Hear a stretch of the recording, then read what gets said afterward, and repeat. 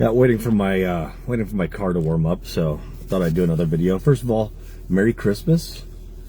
I'm doing well. Some people were concerned. I probably won't break down into tears on this video. So if you were hoping for that, you can't even skip to the end and see that again. But I do want to talk about something that's on my heart, and that is, why are veterans and warriors so crazy about politics sometimes? Like, and you might have already had to deal with that this holiday season. You might be geared up to go into that battle. My friends are split down the middle and have that cushion of space called the "I don't care, shut up, just stop talking about it" kind of friends, and people that feel very passionately on either end of the spectrum.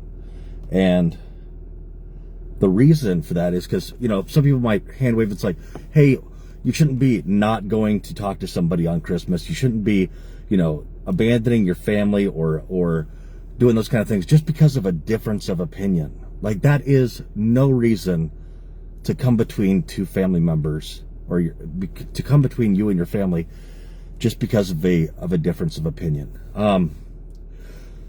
What veterans know is that there are a lot of places in this world where the leading cause of death of males 15 to 25 is a difference of opinion. People dying, hundreds of them daily, because of differences of opinion. So that's why the veteran is, and the warriors can be so passionate. So make sure that, when you're talking with them and they start to get real heated, it seems like they're really fired up. Know that they're fired up because they know that there are ways to change people's hearts and minds. There is an eventual escalation that can happen, that it no longer becomes passionate speeches and people talking to one another, that communication can completely break down, and then it becomes something else entirely.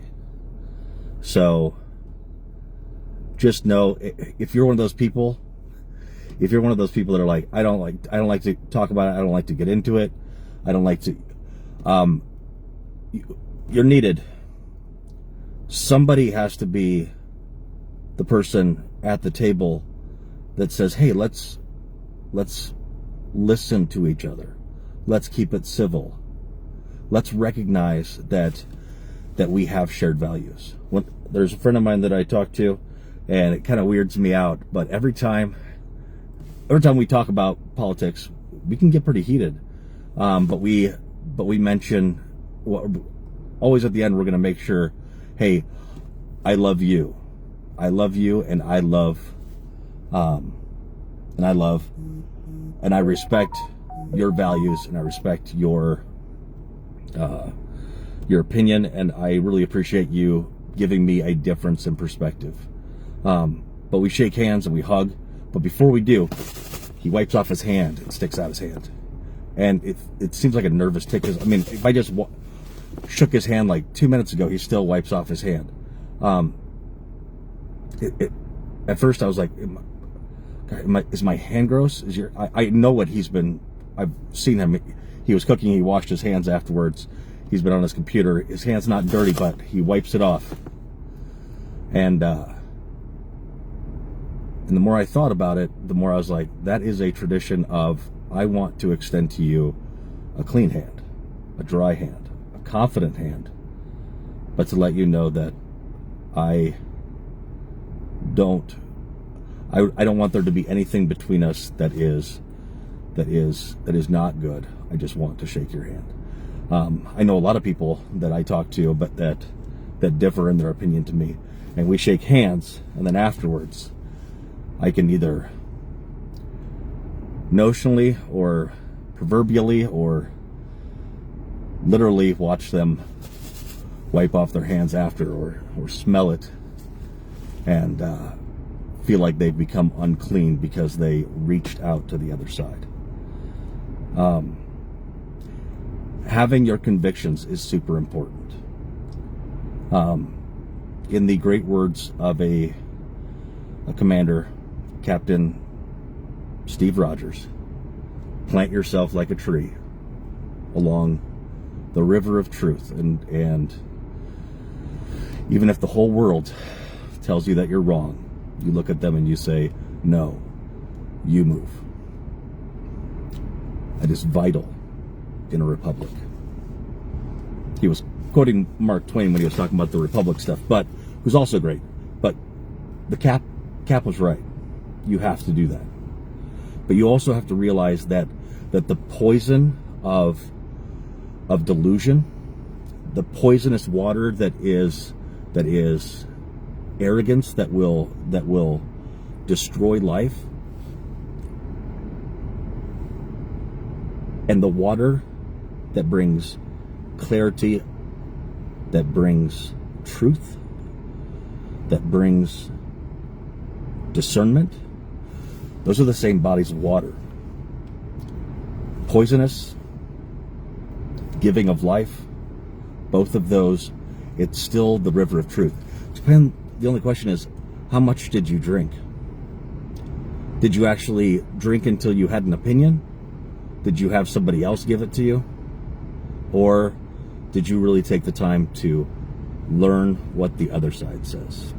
Because if you can't argue with somebody and say, hold on a second, let's switch, I will tell you what I think your argument is, and really do it in a way that makes the other person feel heard and valued and understood, you don't have an opinion.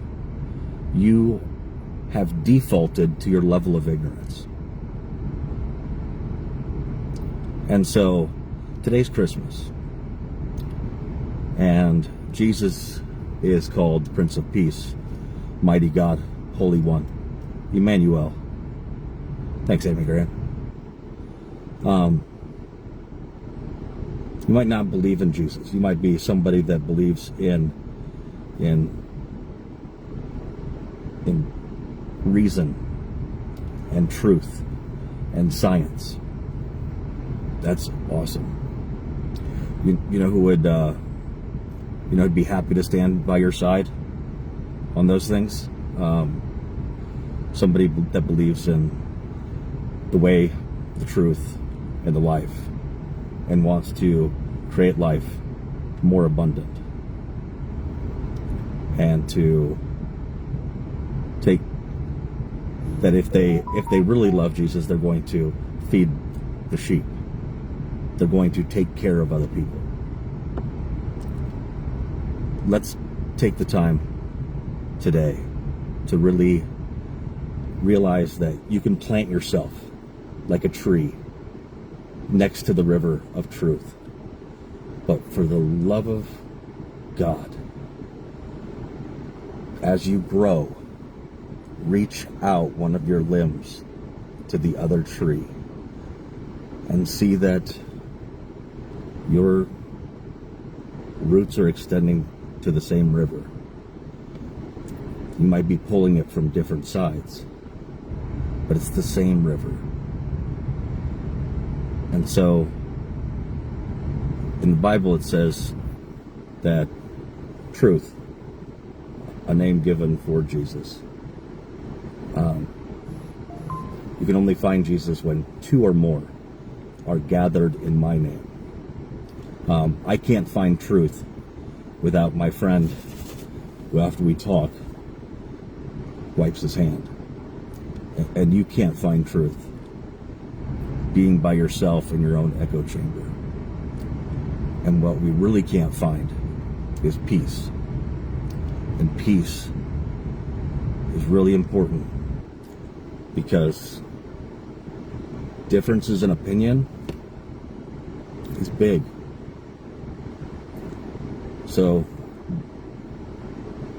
make sure that you're helping with toning down the rhetoric of which side is good, which side is bad, and realizing that the side that doesn't listen, the side that doesn't respect, the side that won't shake hands, those are the people that we need to say, hey, I love you, I care about you, and I need you to come to the table. Because we're having pie. Have a Merry Christmas.